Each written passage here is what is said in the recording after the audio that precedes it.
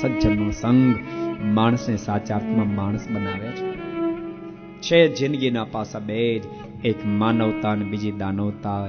મનાય જાય વચન કોઈ સંત તણું તો બાપ થઈ જવાશે માનવી, બાકી તો ઠેર ઠેર ફરે છે દાનવી, ઠેર ઠેર ફરે છે દાનવી.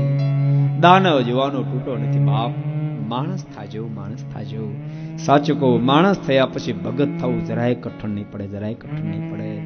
અને સાચું કહું તો માણસ થયા વિના તમે ભગત થઈ જશો ને, માણસ થયા વિના ભગત થઈ જશો ને તો ભક્ત પડવું પણ નહીં શોભે, ભક્ત પણ નહીં શોભે.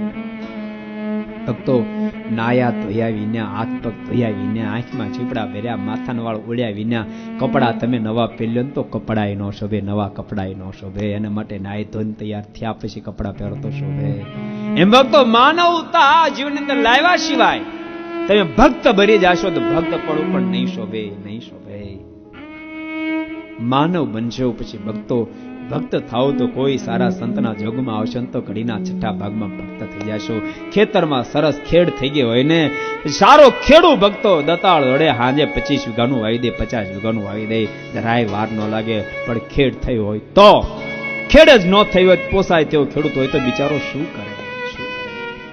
સાચું કહો, ભક્ત થવું કઠણ નહીં પડે, એકવાર માણસ બની જાય.